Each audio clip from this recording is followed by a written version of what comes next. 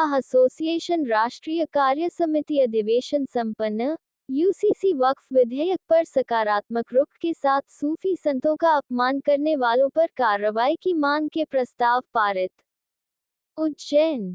सूफी खानकाह association राष्ट्रीय कार्य समिति का चतुर्थ वार्षिक अधिवेशन मध्य प्रदेश के उज्जैन में छूम छूम शाह बाबा रहमतुल्लाह अलैह की दरगाह पर संपन्न हुआ।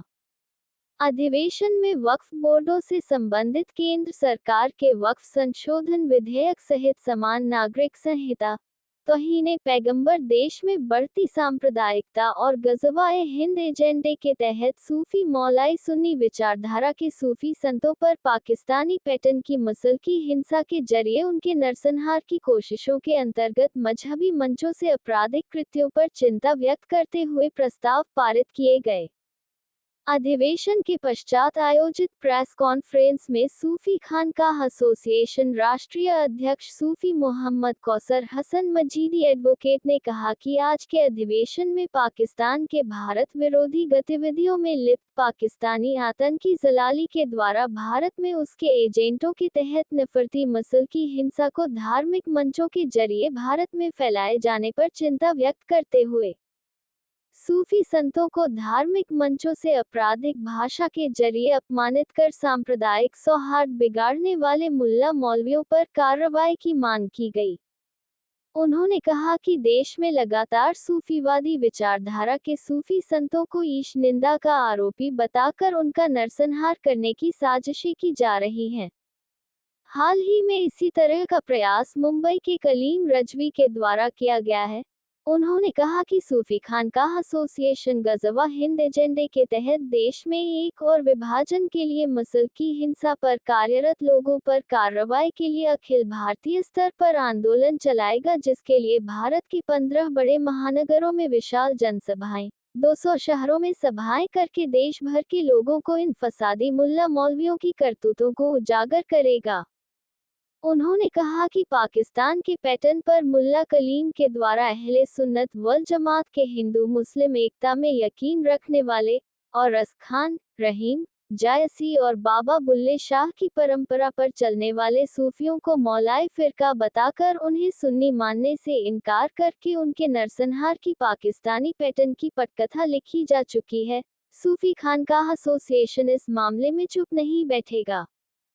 यूसीसी पर एक प्रश्न के उत्तर में उन्होंने कहा कि समान नागरिक संहिता, वक्फ विधेयक और मदरसा सुधार जैसे मामलों पर मुस्लिम ब्रदरहुड की राजनीति करने वाले all India Muslim personal law board द्वारा अंतर्राष्ट्रीय साजिश के तहत मुसलमानों को गुमराह किया जा रहा है।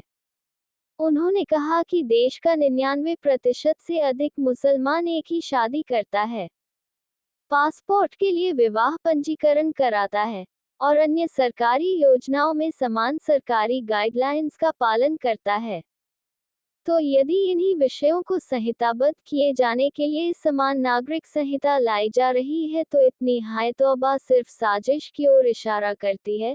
उन्होंने ये भी कहा कि संपत्ति और दत्तक ग्रहण के लिए नियम बनाने की बात है, इसे किसी पर थोपा नहीं जा रहा है। आज भी बहुत से मुसलमान अपनी मर्जी से गोद लेते हैं और अपनी बेटियों को समान हिस्सा देते हैं।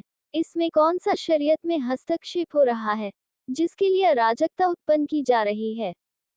वक्फ विधेयक और दरगाह परिषद के संबंध में सूफी खानकाह एसोसिएशन राष्ट्रीय कार्यकारी अध्यक्ष पीर सूफी सैयद खालिद नकवी अल हुसैनी ने बताया कि भारत सरकार द्वारा लाए गए वक्फ विधेयक का सूफी खानकाह एसोसिएशन स्वागत करते हुए सरकार से मांग करता है कि सरकार प्रस्तावित विधेयक में सूफी वक्फ संपत्तियों के संरक्षण हेतु उचित कदम उठाए और वक्फ की निरंकुश शक्तियों पर अंकुश लगाए।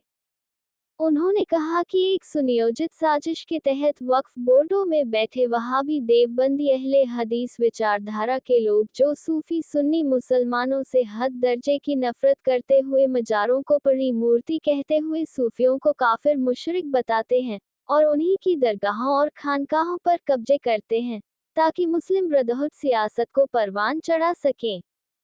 उन्होंने कहा कि सरकार गंभीरतापूर्वक विचार करते हुए सूफी वक्फ संपत्तियों और सूफी विचारधारा को संरक्षित करने के लिए सूफी समाज को भी वक्फ बोर्डों में पर्याप्त जगह दे अथवा अलग से दरगाह परिषद की स्थापना करे। उन्होंने कहा कि सूफी खानकाह एसोसिएशन इस संबंध में जेपीसी से भी संपर्क करेगा।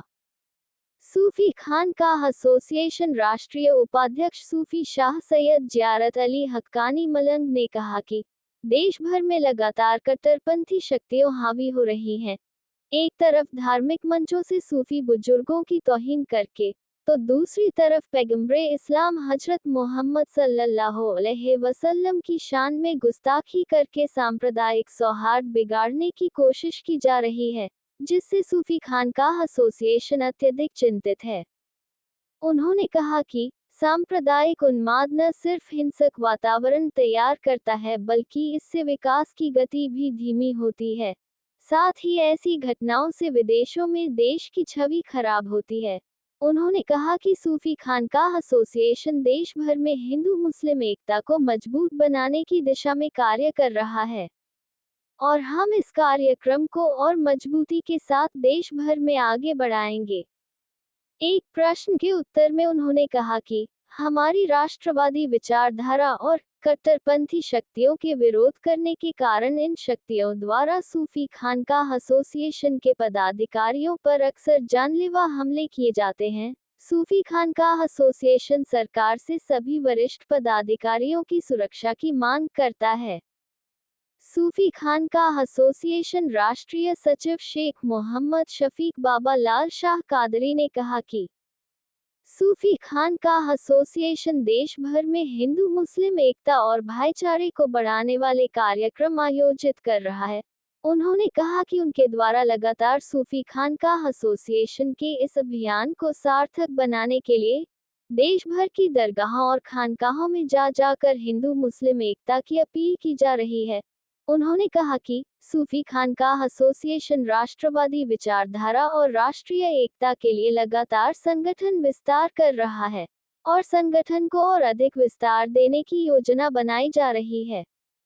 इस मौके पर सूफी संत रफीक बाबा मलंग, फुकरा मंडल राष्ट्रीय उपाध्यक्ष आमीन बाबा मलंग, गुजरात राष्ट्रीय प्रवक्ता सूफी गफीर सागर चिश्ती निजामी, राष्ट्रीय सचिव बाबा लाल शाह कादरी अशरफी उत्तर प्रदेश, राजस्थान, कर्नाटक प्रदेश अध्यक्ष सूफी मुनव्वर शाह कादरी, मध्य प्रदेश प्रदेश अध्यक्ष सूफी आरिफ चिश्ती, राजस्थान प्रदेश अध्यक्ष सूफी इरशाद शेख अबुल उलाई, राष्ट्रीय कार्य समिति सदस्य यूसुफ शाह, राष्ट्रीय कार्य समिति सूफी शाकिर शफीकी अशरफी साबिर मंसूरी जिला उपाध्यक्ष, रियाज मंसूरी प्रदेश महासचिव, आरिफ मंसूरी जिला सचिव, अरुण मंसूरी, खलील मंसूरी प्रदेश सचिव राजस्थान, उबैद सागर, कयूम सागरी, वसीम सागरी, अयूब बापू, जाकिर बाबा, अकरम लाला, बबलू भाई, अल्ताफ बाबा, वाजिद बाबा व मालवा जमात फुकरा मंडल के लोग मौजूद रहे।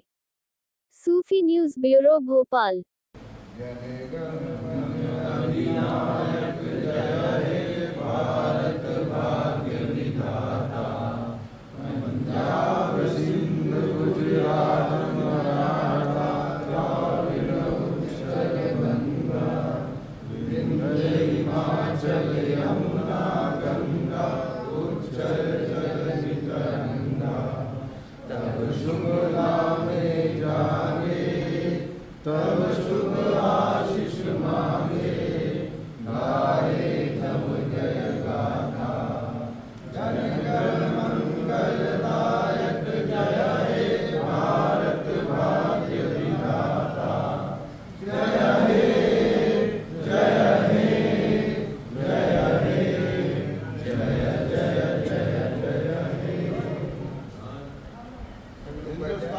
जिंदाबाद जिंदाबाद जिंदाबाद सूफी खानकाह एसोसिएशन जिंदाबाद सूफी खानकाह एसोसिएशन जिंदाबाद सूफी खानकाह एसोसिएशन।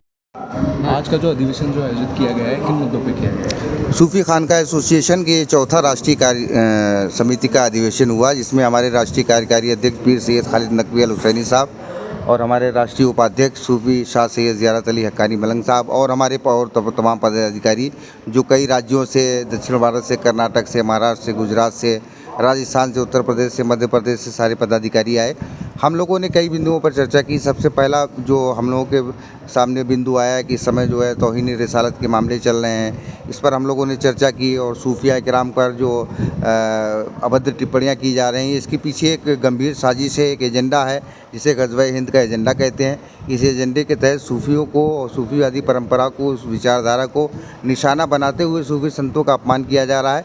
इसके बारे में हम लोगों ने चर्चा की और प्रस्ताव पारित किया है कि हम लोग पूरे भारत के 15 बड़े महानगरों में और 200 छोटे शहरों में सभाएं आयोजित करके लोगों को ये जो कट्टरपंथी मानसिकता के लोग हैं, जो देश को तोड़ देना चाहते हैं, विखंडित कर देना चाहते हैं, इनके चेहरों को उजागर करने के लिए हम लोग एक अभियान चलाएंगे। सर, आजकल सोशल मीडिया पर जिस तरीके से मुस्लिम समाज को बदनाम किया जा रहा है हिंदू कम्युनिटी द्वारा, इसके बारे में आपका क्या कहना है? इस बारे में भी हमारी कार्य समिति में चर्चा हुई है कि जिस तरीके से ये जो काम किया जा रहा है, देखिए इन सब के पीछे एक प्लानिंग है। ये सर्वविदित तथ्य है कि इस देश का भला जब ही हो सकता है, ये देश विकास, कोई भी देश विकसित तभी हो सकता है जब उसकी जनता आपस में सहयोग के साथ रहे।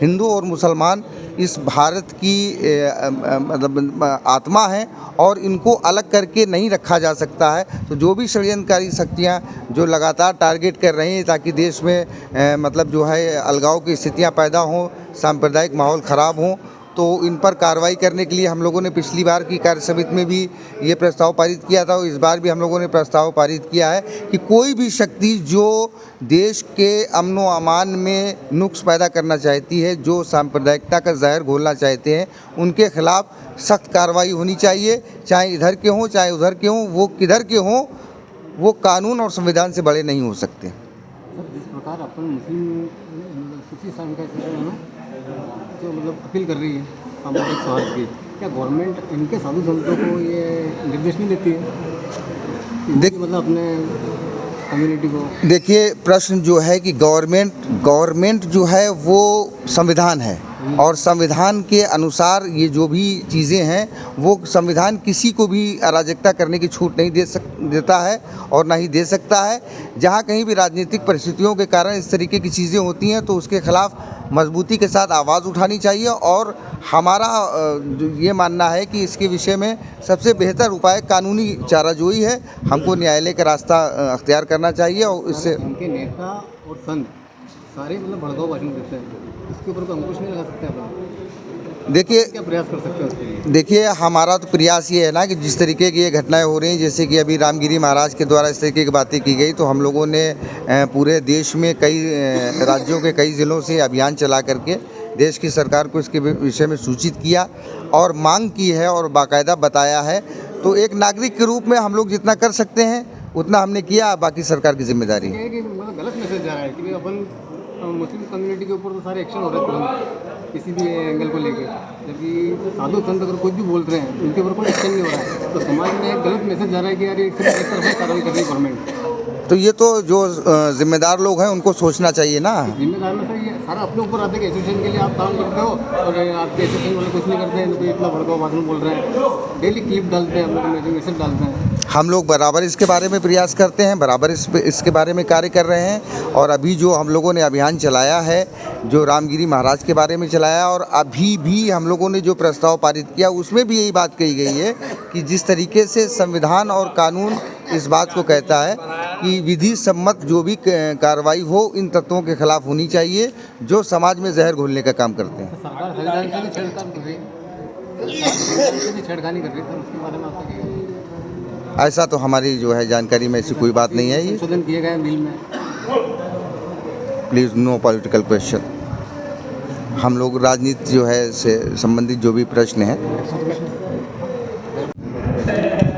जिस तरह से भी आए दिन देश के अंदर रेप केसेस बढ़ते जा रहे हैं, किस प्रकार से अगस्त के महीने के अंदर अगर हमें देखा जाए तो 10, 12, 13 केसेस अभी लगातार हो चुके हैं, उसको लेकर आप एक मैसेज क्या देना चाहेंगे? देखिए, जिस तरीके से एक संविधान की लड़ाई है ये और संविधान के तौर पर हम लड़ना चाहते हैं और मैसेज के तौर पर ये कहना चाहते हैं सरकार से कि ये बार बार जो घटनाएं बलात्कार की जो सामने आ रही हैं, इसकी वजह ये है कि जिस तरह सोशल मीडिया का एक अच्छा प्रयोग भी है, एक अच्छा मैसेज भी है और उसी से लगता हुआ कुछ गलत भी है इसमें, और ज़्यादातर न्यू जनरेशन इससे कनेक्ट होकर जो आज कार्य कर रही है, तो जिस तरीके से काफ़ी सेंसर हैं और काफ़ी चीज़ों को सरकार ने हटाई भी है सोशल मीडिया से, सोशल ग्रुप से। इसी तरीके से कुछ ऐसी चीज़ें मीडिया के ऊपर जो प्रेजेंट हो रही है वो हटा देनी चाहिए। और एक कानून, शायद मुझे जहाँ तक मुझे लग रहा है, जहाँ तक मैं देख रहा हूँ कि कानून के अंदर की जो कुछ कमी पेशी है, इसी के वजह से ऐसे मुजरिम छूट जाते हैं। तो इस कानून में और संशोधन करके इस कानून को इतना मजबूत कर देना चाहिए, इतना मजबूत कर देना चाहिए कि एक मिसाल बन जाए कि अगर एक रेपिस्ट पकड़ा जाए और उसके ऊपर भारत के संविधान के तहत जब अगर एक्ट लगे और गुनाह बने, तो पहले तो वो छूट ना पाए, और छूटने के अगर छूटता भी है और जब अपनी सज़ा, तो वो लोगों को कहे कि साहब ये गलती मत करना जो मेरे साथ बीता है, अगर तुमने ये गलती की तो तुम्हारे साथ भी ये भारत का संविधान ये कर सकता है।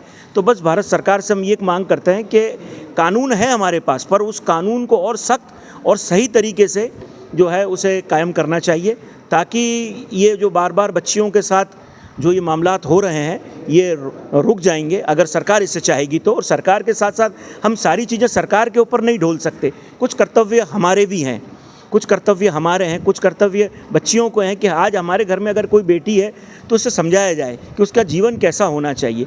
ठीक है, वो खुले जहन से जीना बेहतर है, पर खुले जिस्म से नहीं जीना चाहिए। उनको खुला जहन रखें पर खुला जिस्म ना रखें, क्योंकि आज जिस तरह आप चिड़ियाघरों में जो जानवर देखते थे, आज सड़कों पर है, वो जानवर सड़कों पर है। तो अपने जब अगर खुला जिस्म होगा तो वो जानवर कहीं ना कहीं नोचेंगे।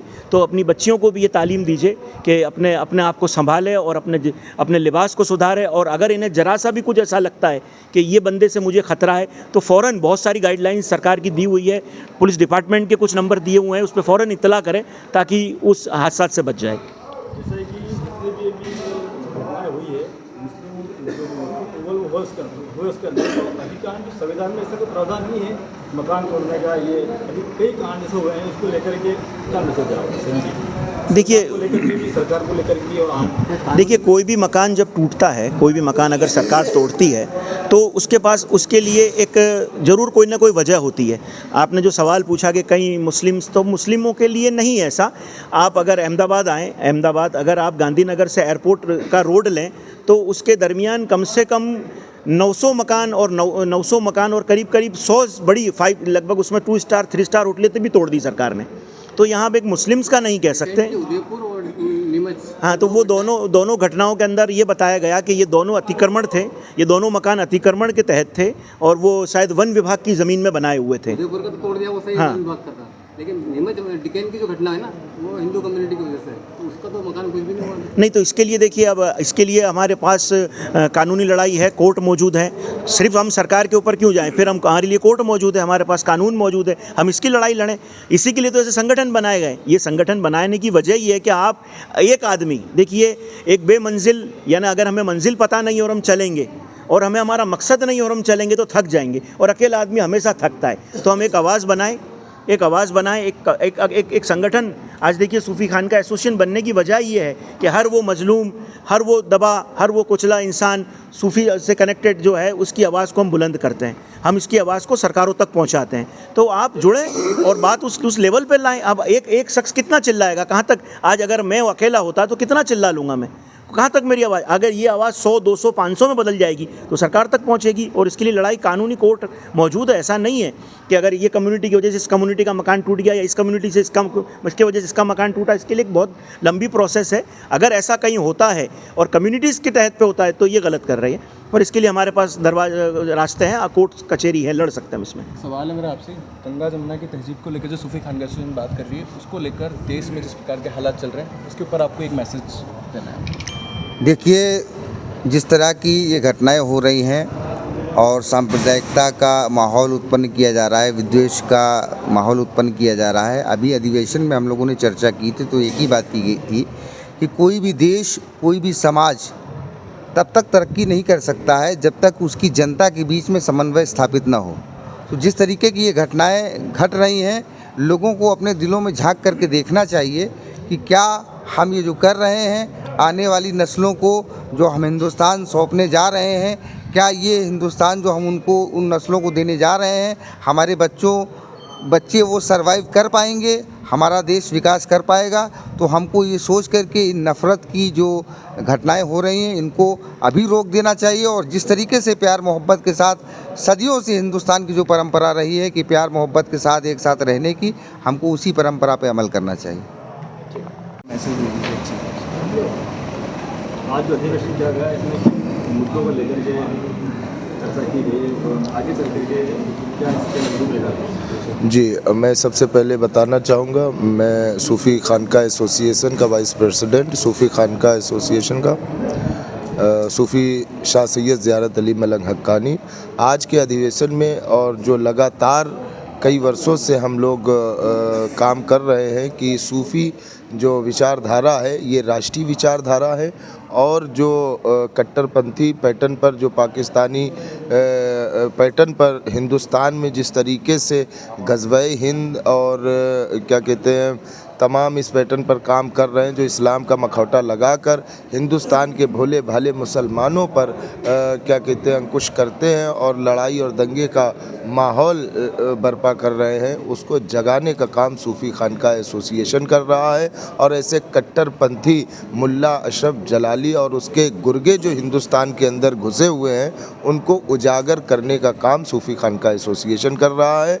और जो हम लोग भूल चुके हैं, हमारे सूफ़ी खानका एसोसिएशन उसको जगाने का काम कर रहा है कि राष्ट्रीयता क्या है। इस देश के लिए मजनू शाह मलंग और अशफाक उल्लाह खां और भी देश के मुजाहिदीनों ने इस देश के लिए कुर्बानियाँ दी हैं। उन अजीम फ्रीडम फाइटर जो रहे हैं उनको बताने का काम किया जा रहा है ताकि लोग जागें और अपने वतन अजीज़ से मोहब्बत कर सकें और जो देश के लिए साजिशें की जा रही हैं उसको बेनकाब कर सकें।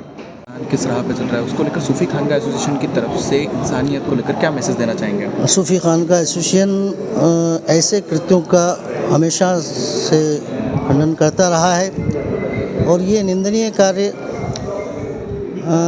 जो हो रहे हैं देश के अंदर, अभी तक राजस्थान में बढ़ती घटना, एमपी में और पूरे देश के अंदर ये घटनाएं बढ़ती चली आ रही है और इसका सूफ़ी खानका एसोसिएशन मजम्मत करती है, घोर अल्फाजों में मजम्मत करती है और सभी को ये मैसेज देना चाहती है कि जो शरीयत मोहम्मदी सल्लल्लाहु तआला अलैहि वसल्लम है उस पर अमल करें।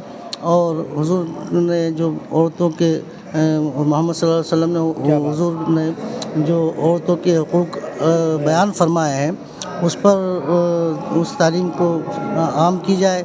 और तमाम हिंदुस्तान वासियों से मेरी गुजारिश है, निवेदन है कि अपने अपने धर्म की तालीम को और जो अपने अपने धर्म ने जो कि औरतों के लिए हुकूक कायम किए हैं और औरतों की अस्मत को बचाने के लिए हुकूक कायम किए, उन सारे तालीमात पर अमल करते हुए और ये मैसेज दिया जाए, हर घर के अंदर ये मैसेज पहुंचाया जाए कि अपनी बेटियों को ये तालीम भी दी जाए, अपने बच्चों को ये तालीम दी जाए कि औरतों की जो है अज़मत की ख्याल रखना है और औरतों का जो है इस्मत का भी ख्याल रखना है और औरतों की इज़्ज़त करना है।